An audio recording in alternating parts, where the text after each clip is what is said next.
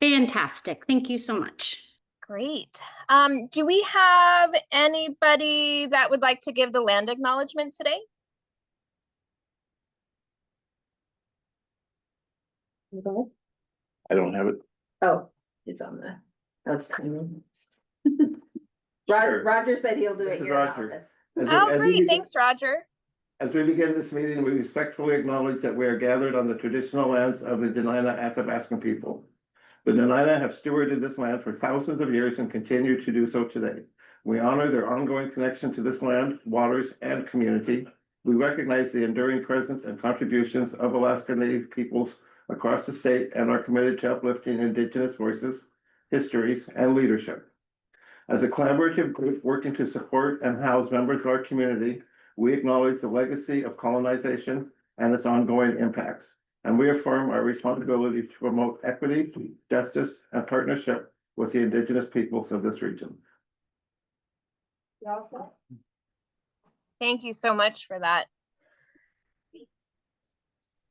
Do we have any mission moments? I guess anybody in the group that wants to volunteer for a mission moment from your organization or something from the community that you have seen? I have a hand up from somebody in Zoom.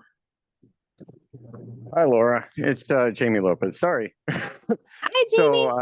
Yeah, hey, I had a mission moment, and it's sort of a semi-sad one. So, with AO 2025-74, essentially what was going on is they were racing towards the doomsday clock, and it seemed like this was somebody's pet project baby, 1 year in the making, and they were going for it no matter what. Public sentiment was essentially obviously not for this at the two meetings, 2/3 to 3/4. So they weren't. And so at the Friday, July 11th hearing, essentially the vote, so I was told, was 6-6. And they were punting it towards Tuesday. And more or less, I was trying to do everything I could to prevent that doomsday clock from reaching zero. So instead of going to the pantry, I essentially decided to do risk management on the abatement of Russian Jack. I figured that they were going to attempt or hope that something bad was going to happen there, which then would have provided cover for people to pass this thing through. So essentially, I'd been taking food to that camp for a while. There was a large group of people there, I think that APD figured were going to potentially cause an issue. And so I'd gone there and I'd essentially spoken to a couple of people, and there is a semi-hierarchy to these things. And I convinced them for the greater good to please leave before the abatement so that therefore there would be nothing wrong. And so there was a handful of people left. It was essentially a ghost town. I'd purchased 6 fire extinguishers the day before. I went out with 3. It was essentially raining, and there was nothing bad there at all. Day of the abatement, got there about 8:49. Essentially what ended up transpiring was, most of the people cleared out at 9:45. CAP team arrives, they were running drones. They'd come in essentially, and I said, "Sorry, guys, it'd been cleared out. There's not much to do. Help people essentially move their belongings out. The people that were there weren't doing much." Around 9:54, CAP team, or excuse me, RRS ladies came in, escorted by CAP team, and again, not much to do. And a couple of firefighters, guys in blues, came in. They were poking around an area which was steaming soil. Nobody was paying much attention to that. The Hope Team ladies had come out the day before and were telling people apparently to please put out fires because of ground fires. And that one may have been from the day before, or even going as far back as a week or two prior. And so you get to about 11:20, a forestry team comes in.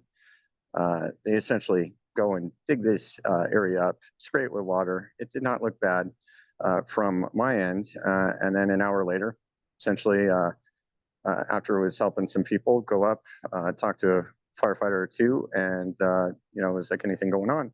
They said that one back there, the guys that were digging up, but there were 4 fires behind the ball fields, just north of the bar, at least they said. I went down there to check it out. There was essentially a small burn barrel that had been out for hours. They sprayed it down. And then I asked the 2 forestry guys around, "Hey, can you show me these 4 fires?" They would not show me. And then found another small area with tilled soil. You had a red tent and a tree 4 to 5 feet away. And that tent would have been the first thing to go on fire if there was actually a fire because it's a byproduct of oil refining. Anyways, I thought doomsday clock did not reach zero. And more or less what ends up happening then is go to a pantry, volunteer Lutheran for 2 hours, and get a ride to the assembly meeting. I'd processed some video footage, reached out to one person, told them, yeah, nothing bad happened here. But then when I go to the assembly meeting, somebody sent me a link to a story in Alaska News Source run by one particular journalist. And it said, essentially, Russian Jack abatement. Firefighters put out blazes at Russian Jack, and this was broadcast on the 5 p.m. news. And more or less, I think you can see where it went from here. I was the one guy who got kicked out of the chamber for saying there were no blazes at Russian Jack, and I gave public comment at the end of the meeting. But I did everything I could to stop this. My concern at this point is that there was not honest discussion from the mayor's office on this, and they say it's about protected areas, but they're going after everybody. Everything has been made off limits, and all you can do from here is hope to support people. Aside from that, HMIS, the mayor's office, through Anchorage Health Department, they have access to HMIS, but they just hired for a data analyst position at the end of May. And more or less, it's an Intel analyst. And my concern is that that position may get access, and instead of becoming a system to support and help people with housing, it may be used to target people, either directly through them or potentially through another organization which has a contract over oversight. And so that is pretty much all I had to say today as the mission moment. But all I can say is I hope the meeting goes well, and I hope people try to support people as best they can, because they're going to need it in the coming days and weeks to follow. And so thank you very much for your time. Sorry for taking it over. All right. Thanks, Jamie, for your mission moment and your testimony. Yep. So we can move to the consent agenda. We have our July meeting agenda changes up for review and approval, as well as our June meeting minutes up for approval. So I think we're just looking for a motion for July and a motion for June. I move to accept the consent agenda. I'll second for that. June and Tasha. July. Thank second. you. Yeah.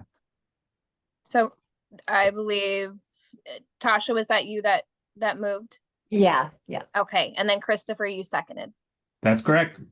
Great, thank you. Advisory Council Officer and Committee Chair updates. Do we have any committee chairs online that would like to give any updates? Richard Branson, Vice Committee. I am excited to see the new energy coming, and I will be calling a compliance committee the first Monday at 3 o'clock.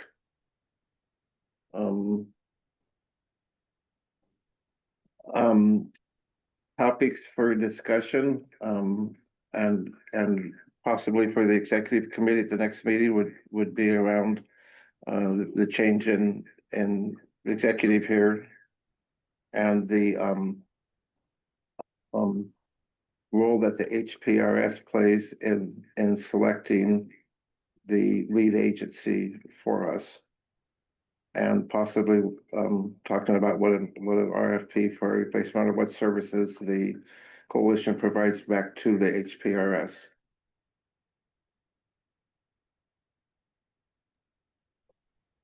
Thank you. Any other committee chair updates? This is Will with the Community Priorities Committee.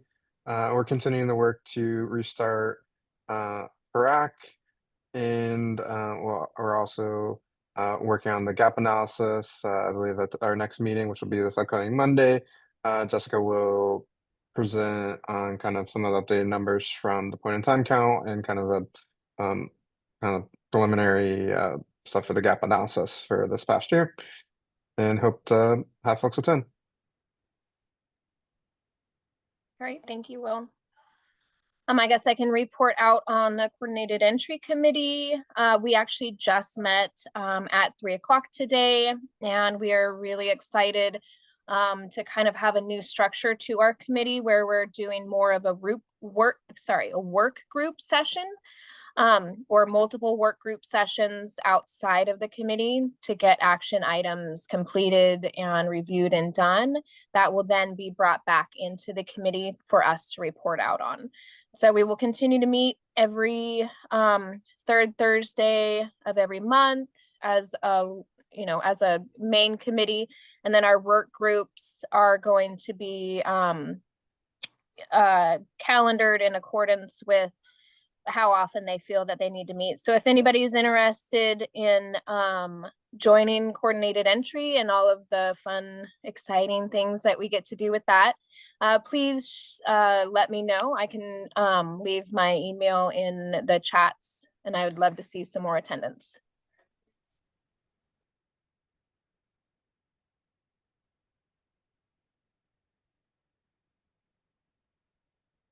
Are there any other committee chairs online that would like to report out?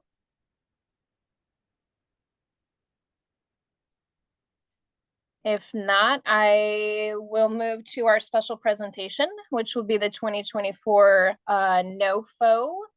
And that is going to be led by ACH staff. All right. Give me just a second, Laura. Let me pull this up. Had to switch computers.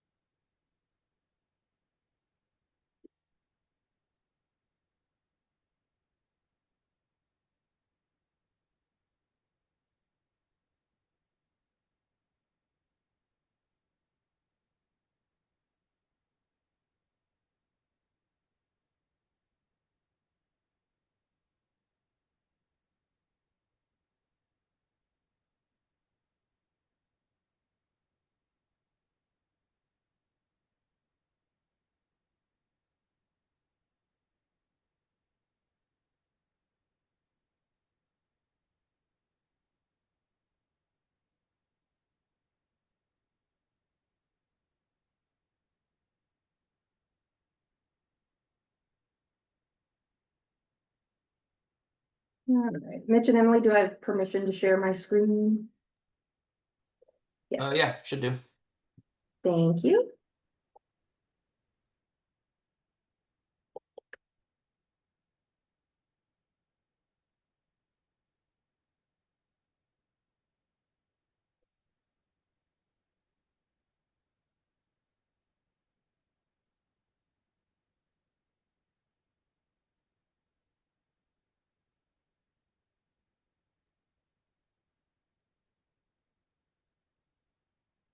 Oh, well, oh.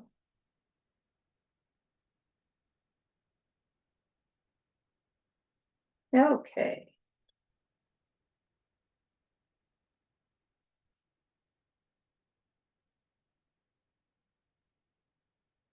Okay, hopefully everyone is seeing a screen that says Continuum of Care Program Competition Debriefing, FY24 and FY25.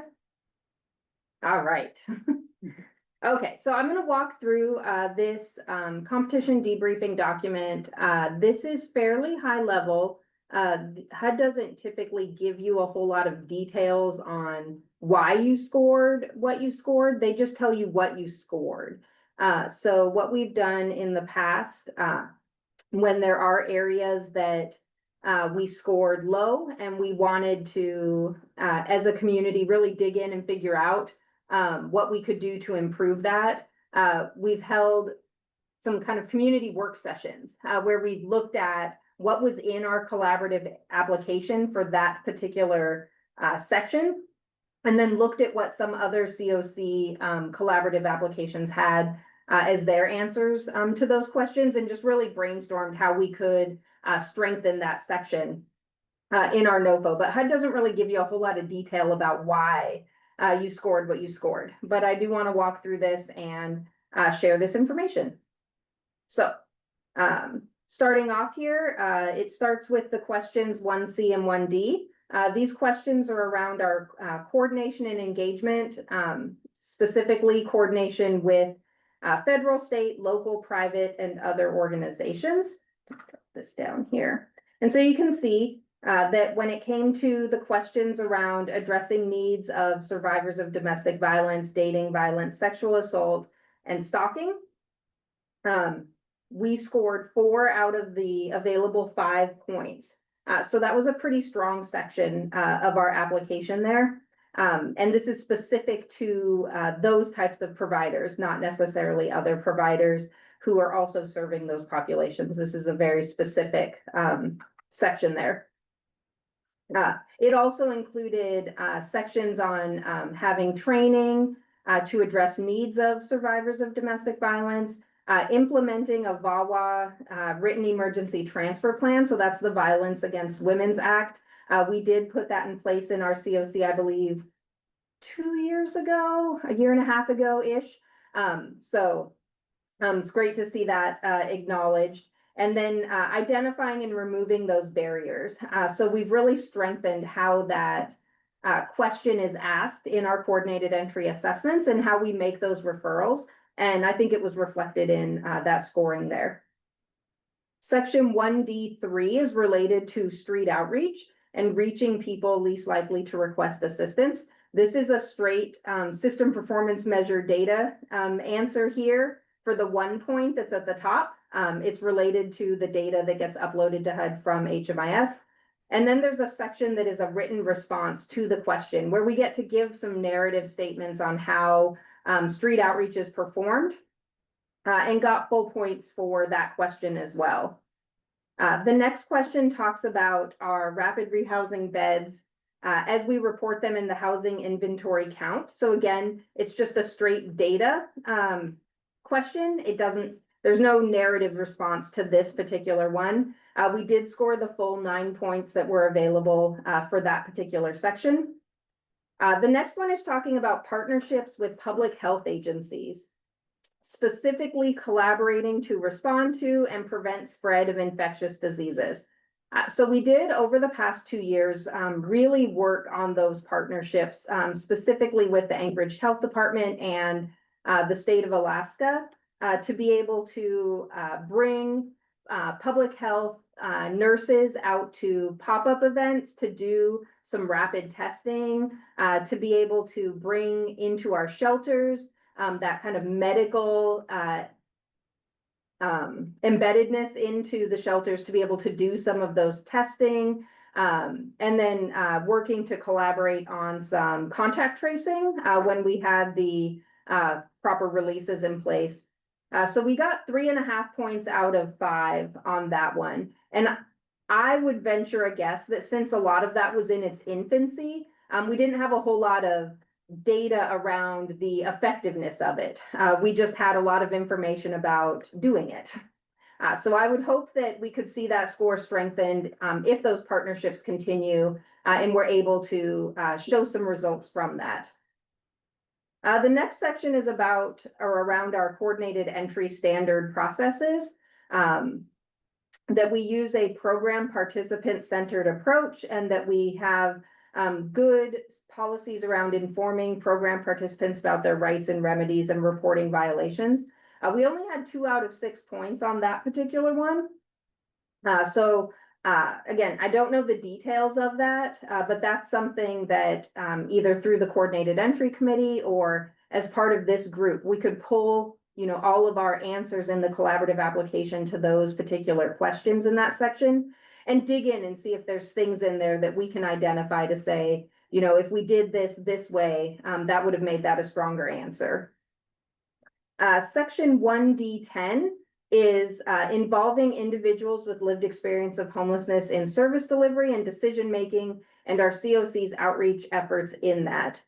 We did only have 2 out of the 5 points on that one. I think the work that Roger is leading right now in, reestablishing HRAC and getting that lived experience voice back into the continuum of care decision-making arena will make that a much stronger section in the future. And this just shows the other pieces to that lived experience question. So looking for the active participation of individuals with lived experience and expertise, having professional development and employment opportunities, and then routinely gathering feedback and addressing the challenges of people with lived experience and expertise. Section 1E is around our project review, ranking, and selection. So this is the rank and review work that happens. We did get the full 18 points on that one. We do get some points just for having a project review and ranking process. Some COCs don't even have that in place and don't get those points. We have to submit as part of our collaborative application the scored project forms from one project, and we have to give a narrative on how we are addressing barriers to people coming in with applications in our local project review and ranking process. So whatever we answered there, they really liked, and we gave them one of our projects that had been scored, and we got the full points in that particular section. Section 2A is our homeless management information system, or our HMIS bed coverage rate.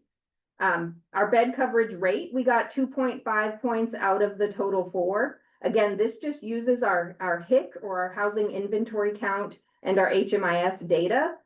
So the way we can improve that is have a better bed coverage rate. Our bed coverage rate for our HIC this year was right around 93%, and last year it was right around 92%.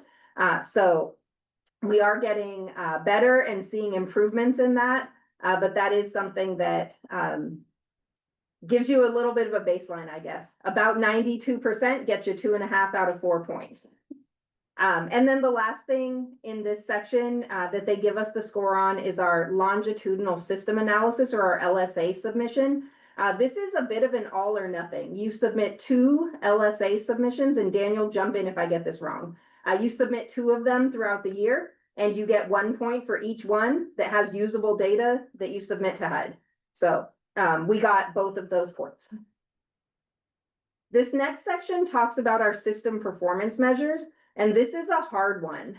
This one is the effectiveness of the programs that are funded through our continuum of care, as measured based on the HUD system performance measures.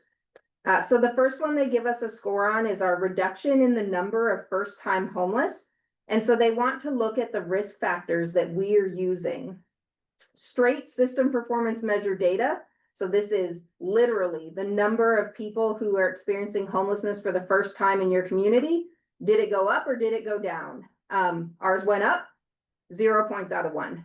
But when it came to our written response, which is that risk factor question and our methodology for how we are proposing as a community to reduce that number in the future, we got 1.5 points out of the available 2 for that question.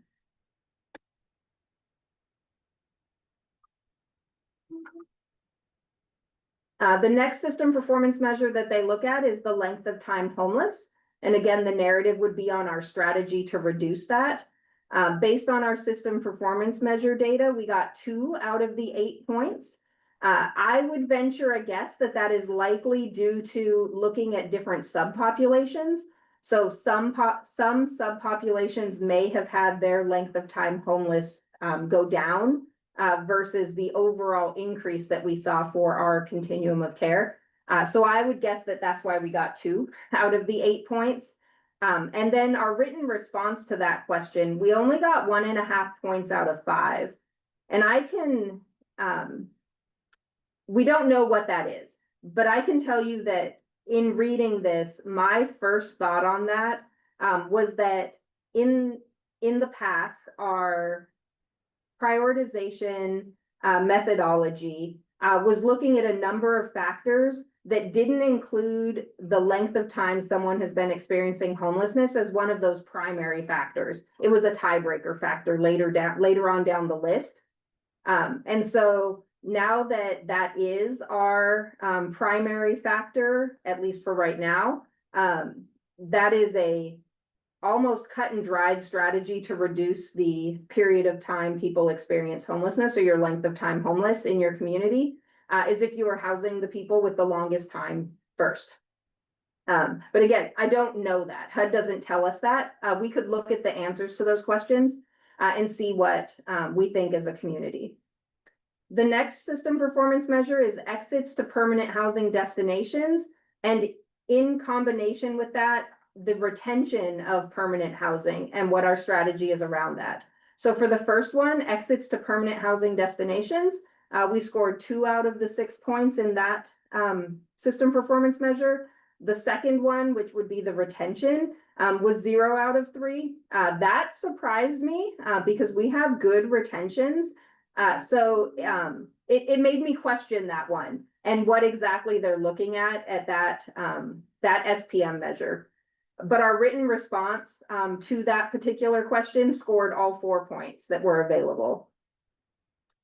The next one is returns to homelessness and what is our strategy to reduce the rate of returns to homelessness. This one again, the measure that is measured at 6 months, the system performance measure, measuring it at 6 months, we had 0 points, but measuring it at 12 months, we got all 3 points. And our written response scored 1.5 points out of the 2 that were available. Our strategy around increasing employment cash income. So our system performance measure for that, the pure data, we scored both available points, 2 out of 2 on that one. But our written response did not get any points. So even though we are, by way of the data, we are increasing employment cash income for people who are participating in our COC funded programs, the written response did not get any points. This next system performance measure is the exact same thing, but non-employment cash income. So this would be things like cash benefits or dividends, things like that. I will say that in the past, this question is almost directly tied to the amount of the permanent fund dividend because so many people get it and it is non-employment cash income. So when the dividend is bigger one year, everybody increased their non-cash or non-employment cash income. And when the dividend is lower, almost everyone decreases their non-employment cash income. So for the data itself, we got 0 out of 2 points. Our written response got 0.5 point out of the 1 point available. And then the last system performance measure that they looked at, well, the last 2, coordination with housing and healthcare.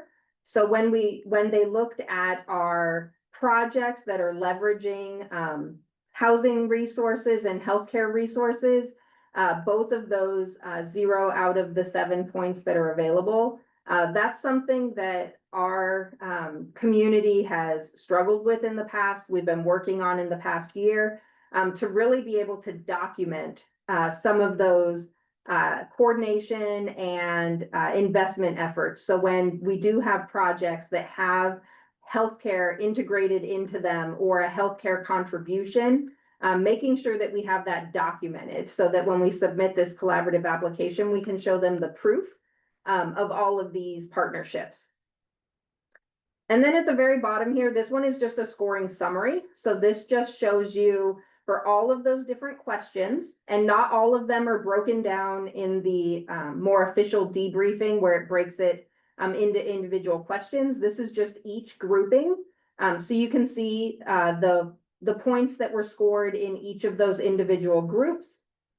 And then the total scoring for the application points possible was 200. Our collaborative application scored 131.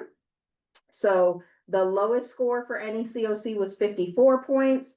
The highest score was 185, puts the median score at 151.5. So we were lower than the median score, but above the lowest score. We weren't the lowest score. And I see the chat has a lot. I'm going to look and see. Sorry, I had that hidden while I was doing this so I could see the whole screen. So I'm going to come down and read through some of those. All right, I see.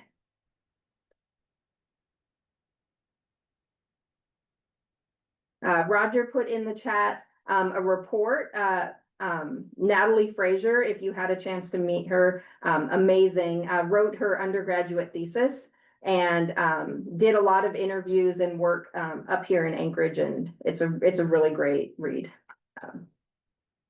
Let's see.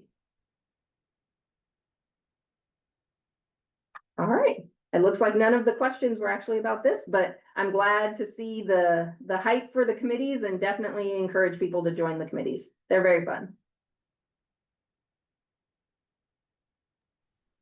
Thank you, Jessica. Were there any other questions that anybody had for Jessica's presentation? I see Will's hand up.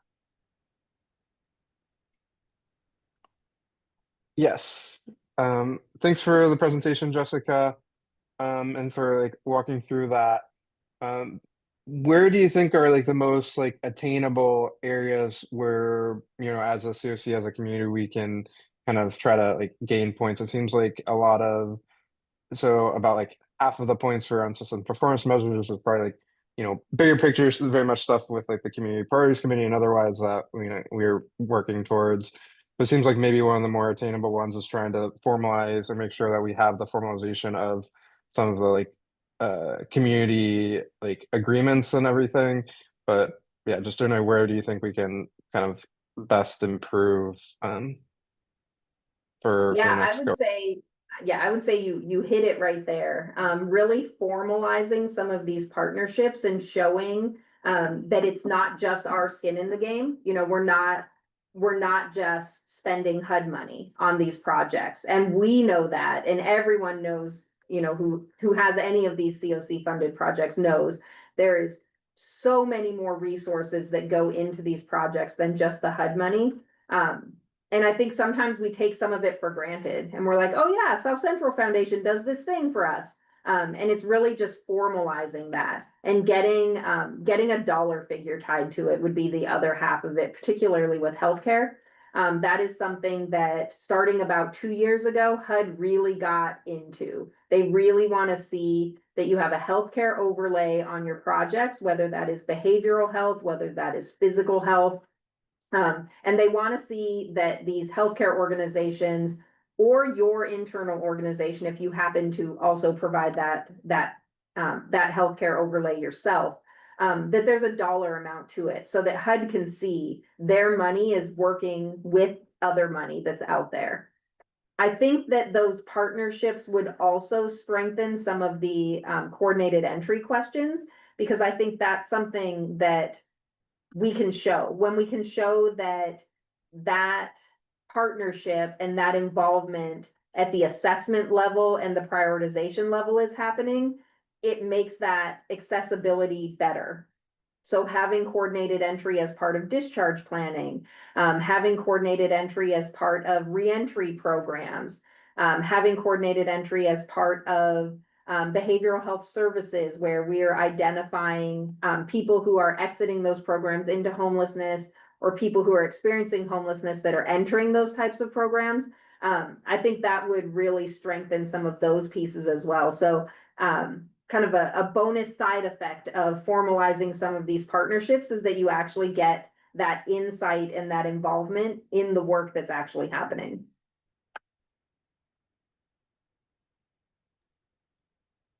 Thanks for that, Jessica. Do you have any thoughts for like how we might like actualize that? I know we will likely have like a relatively short time frame until the NOFO comes out. Obviously, we don't specifically know, but any thoughts on like how to like encourage those more formalized agreements or anything like that to like move that?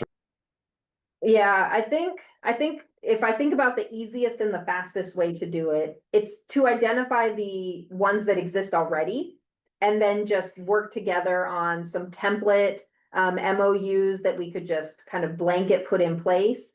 Yeah, go ahead, Roger. Yeah, you know, we might talk with the trust, see what projects they're funding. They love to have their funding tied into collaborative projects as well.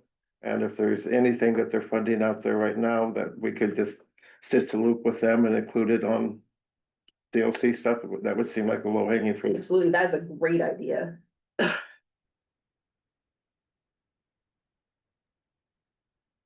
Is there someone who can own that? Oh, connecting with the trust? Yeah, I Yeah. can do that. I will own that, even though I'm not on the advisory council. I will own, I will own that outreach, or at least the coalition will own that outreach. We have conversations with, the trust frequently. So identifying the projects that, they are funding now and that, they are working with, bigger picture, particularly around like their report card and the data they gather through there. Yeah, that is something that our team can do. Thanks again. Since you asked for that volunteer though, Will, do you want that reported back through your committee? Sure, that'd be great. Yeah, Okay, for when you have updates.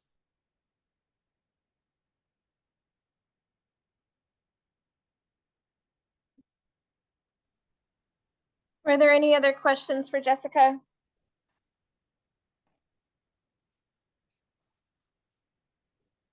All right, well, if not, I guess we can move on to another special presentation.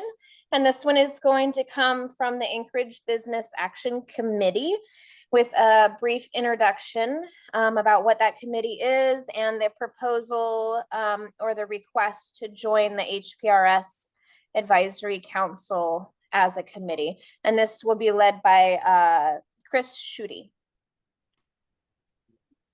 Okay, thank you. And as I start, I would like to point out that Kenny Peterson, who I saw in the Rogue Gallery earlier, is also a frequent flyer with this group.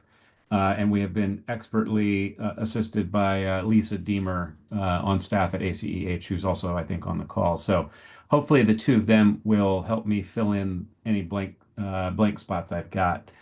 So, by way of introduction, my name is Chris Schutte. I am involved in the Business Action Committee through my support of the Homeless Leadership Council, which is a collection of many different large Anchorage area businesses that are equally committed to contributing to the solutions that many of you work on directly. And so members of the HLC have been past investors in things like the Complex Care Shelter and Third Avenue and other initiatives. Through that group, I was asked to join a new committee, a Business Advisory Committee that the coalition stood up, gosh, maybe 2 years ago now, year and a half ago at least. And Lisa, you can correct me where I get this wrong. They stood this group up at as a matter of fulfilling one of the objectives in Anchored Home 2.0. And in that document, there was a call to action for increasing the partnerships and relationships between the homeless response system and the business community as a way of leveraging some of those additional investments that you heard Jessica talk about earlier to bring their resources to bear on the homelessness solutions, on housing solutions, et cetera. And so this group was established and many of us were invited. I'm just one of the members. Others include individuals like Radhika Krishna, who's the executive director of Downtown Partnership, Julie Sapi, who represents the tourism industry. I'm going to forget others. Jenna Wright, Anchorage Economic Development Corporation, Kathleen McCardle from the Chamber, Sabrina from Building Owners and Managers. There's quite a group. And so we were asked to participate in meetings, quarterly meetings, and we didn't really have much of a mission or call to action or charter, as you guys use the term for your committees. We were just sort of meeting and learning about stuff. There always were a lot of great reports from ACH staff on current homeless data snapshots, et cetera. But the group started asking, what else can we be doing? We really want to do more. We know that the business community is sometimes on the front lines of homelessness. Many times has a vested interest in seeing successful solutions implemented. And so what else can we be doing? What can we do for the businesses or the members we represent as individuals on this committee?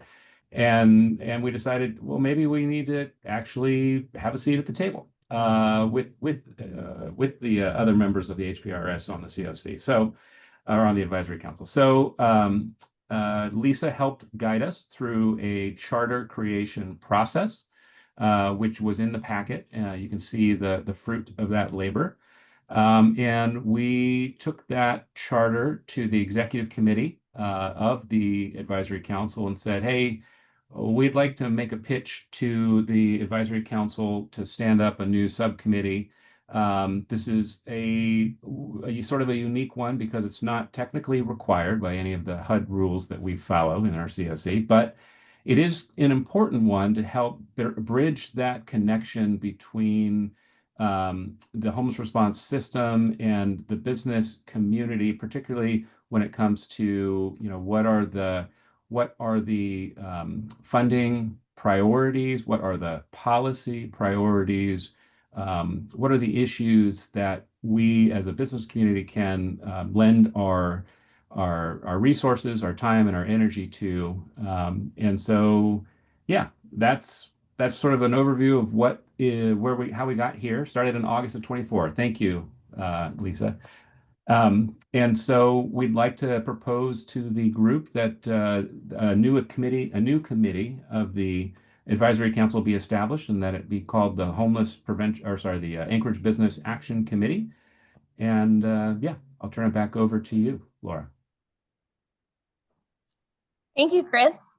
Does anybody have any questions for Chris? This is Roger. I was wondering if we could take a deeper look at this at the compliance committee meeting coming up. Yeah, I think that's great. I think we're going to give everybody the next month to kind of look at this and bring back some feedback and kind of introduce it to everybody get it out to everybody who is on our advisory council as a member. And then next, in our next meeting, I believe that we are going to be voting on this. Okay. Will, did you have a question? Yes, thanks, and thanks again for presenting, Chris. I know we had a little bit of this conversation, I think it was last week in the executive committee, but kind of for the benefit of like the larger group, I think it's, super important to be engaged with the business community, given kind of all the interests you discussed in trying to, coordinate systems. And I asked you this then and again for the benefit of the larger group, what do you think are the benefits of being formally within and related to the advisory council versus like other ways of potentially kind of connecting the system? Yeah, great question, Will. So I think the screen is frozen on the committee responsibilities bullet points, and I want to highlight that because one of those, two of those at the top really stand out as part answer to your question. There is value in having the voice of the business community engaged in the homeless response system, but there is not a clear or easy way to do that from the perspective of the business community. And so this was thought of as a way of creating that conduit, formalizing a relationship between, granted, the names I listed off earlier who are currently members of that business advisory group, they all represent other business groups or trade groups, but through those various groups that the business community could have an entree into the homeless response system in a way that allows them to not only, as the second bullet point highlights, not only gather information, educate themselves, their employees, or their peers on the homeless response system and on the condition of homelessness in Anchorage, but also provide their insight and guidance in some of the policy discussions or funding discussions that are occurring. And I think it's motivated by the realization that people in business sometimes think about things a little bit differently. They have a different skill set and problem-solving skill when it comes to some of the thornier issues that we will undoubtedly discuss in this advisory council. And so we thought this was a good way to create that kind of two-way conduit between the business community and the HPRS to provide that kind of insight. I hope that was a good answer to your question. If not, feel free to ask a follow-up. Thanks, Chris. Jamie, did you have a question? Yeah, hi, Laura. Sorry, volunteering in the pantry, jumping back, and I missed some of the presentation. And so the focus with a lot of, HPRS as well as the greater community is specifically on housing. 10,000 homes in 10 years, reduce regulatory requirements and things of that nature.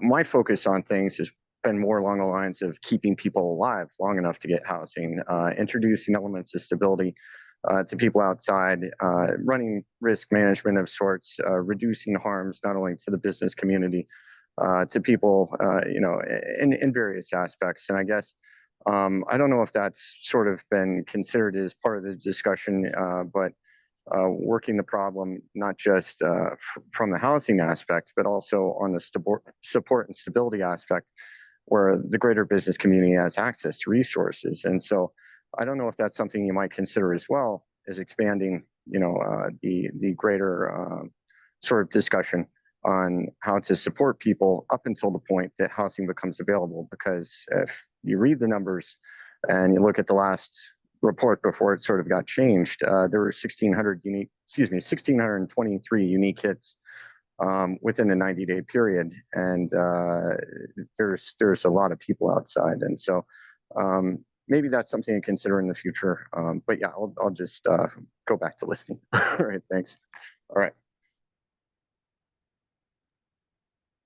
And I'll just say, Laura, before you jump in, thanks, Jamie, for the comments. And even though it didn't sound like a question, I'm going to say that I think the issues you raised are certainly topics that I know the business advisory group has talked about in the past, and would certainly, I assume, continue to be part of the ongoing focus and attention of that group.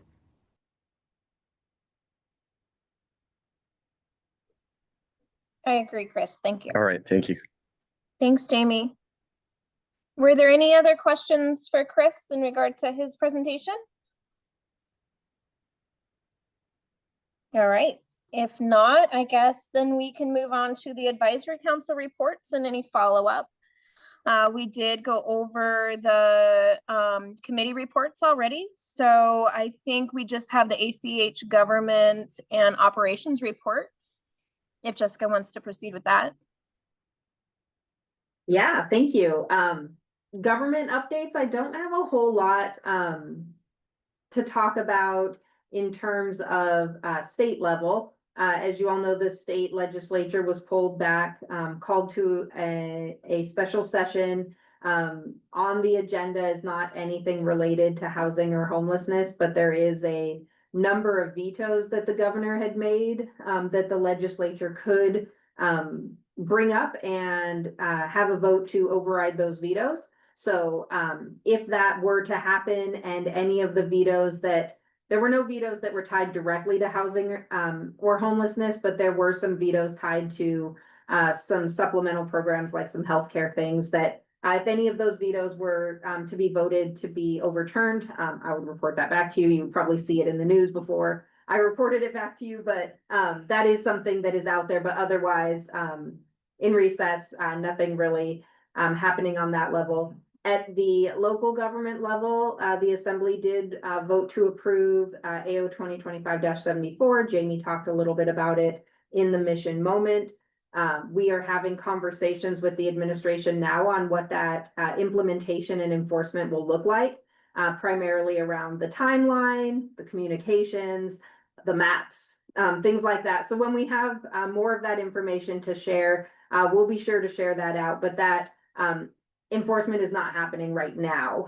They are working through what that looks like internally, and we'll have some communication to share there. And then on the federal level, I talked about this at either the last meeting or the meeting right before that. I don't think I came to the last meeting. I think it was the meeting right before that. But we do have a statewide housing summit in August. We are jointly holding that with the Balance of State Continuum of Care, which is the Alaska Coalition on Housing and Homelessness, or AKCH2. You might hear it called that. But we are excited that the HUD secretary will be coming up to Alaska as part of that, well, right before that, and hosting a few roundtables with him up here. So on that federal side of things, him coming up, I think, will be timely to be able to see firsthand some of the things that make Alaska different, and some of the things that we've been advocating for at the federal level, to really bring some equity and parity to how the funding formula works and how Alaska is treated in some of the formula calculations that happen with HUD around formula funds. So that would be our COC funds, in addition to how some of the block grants are calculated. And then have to mention, Tasha put it in the chat. It is about as breaking news as you could get. The president did sign an executive order this afternoon. There's a series of directives in there to HUD and HHS regarding homeless services and how state and local governments work to address homelessness in their community. So there's a lot of analysis being done on that right now. So I've just read it. I've read an MSN article about it. I have not dug in deep and looked at what some of those implications could be.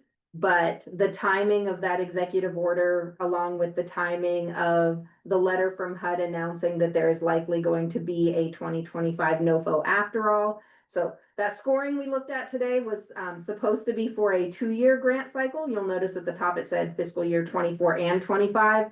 HUD sent out a letter a few weeks ago indicating there would be a 2025 NOFO after all.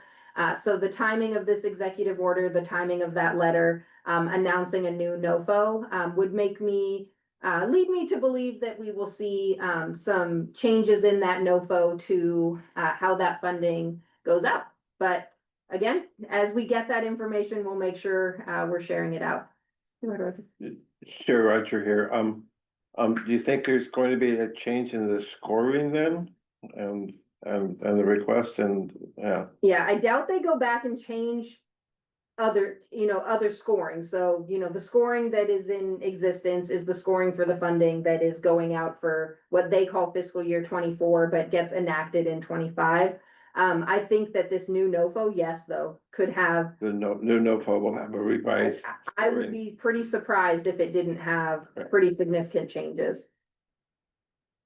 Oh, and then Lisa put in the chat also, hopefully you have seen this in your email, but if not, Project Homeless Connect, scheduled for September 23rd, back down at the Egan Center. So last year we were at the Lusac Library. We're back down at the Egan Center again this year.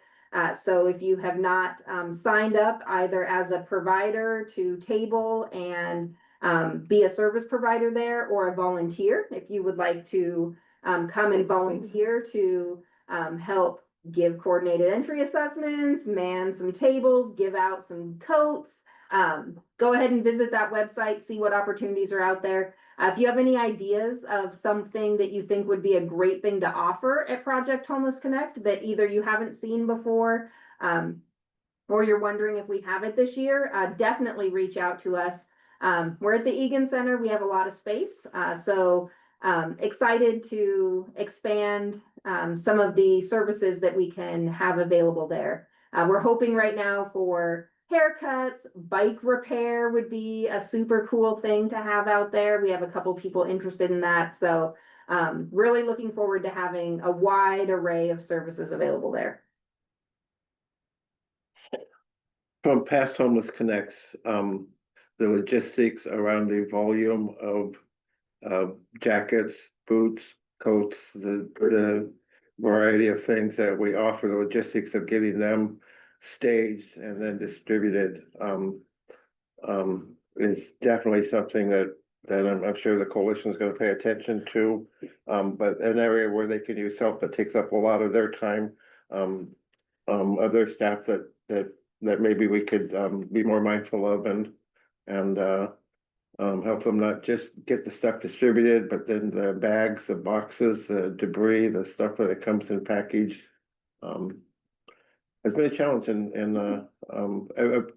been an ongoing challenge that we've overcome very successfully, but still we could be more mindful going into it of how big that's going to be. Yeah, I truly And- appreciate that. And I've gotten so much personally from being able to participate and fill in the background when I can, but I'm not a spring chicken anymore either, so. Yep, you'll notice if you go out there and look at the volunteer opportunities, there's also an opportunity the day before Project Homeless Connect, so hopefully we can be a little bit more organized beforehand to minimize some of the craziness that can happen. Probably the nice way of putting it, that can happen at the event. So hopefully have lots of stuff organized and staged beforehand. And we are able to start putting stuff down there the day before. So that's gonna really help. It doesn't all have to happen at 6 a.m. Mac, did you have a question? No, I was just gonna say, I put in the chat, so if anyone would like to attend Project Homeless Connect as either a volunteer or just piggybacking off of what Jessica said, as a volunteer or a partner or anything like that, please reach out to PHC at aceh.org. Let us know what you'd like to do, and we can send you the information and sign up sheet. Thanks, Mac.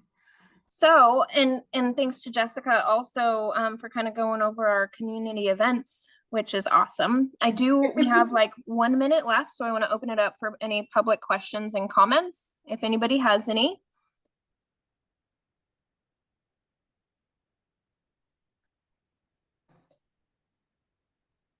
And then I guess if no one has any public comments or any questions, if anybody wants to let us know about any advocacy opportunities.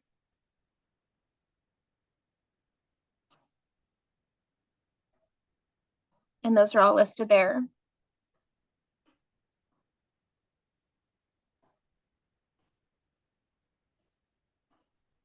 Great.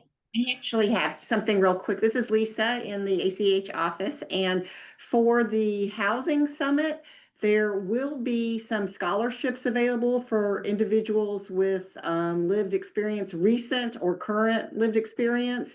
And so that's something you can email Owen at the Balance of State Coalition about. And if you need, I can put his email in the chat here. So if someone that kind of fits into that and you think they would like to go and be part of the Alaska Housing Summit, there's scholarships available. Thank you, Lisa. So it looks like we'll be able to adjourn right at 5 o'clock. Do I have a motion to adjourn? I move to adjourn. All right, who wants to motion and who wants to second? Roger's adamant that he moves. I'll second. Okay, perfect. And Chris, that was you seconding? Will. Will. Okay, great. Well, then we are adjourned. Thank you, everybody, and we'll see you at our next meeting on August 28th. Have a good night. Thank you.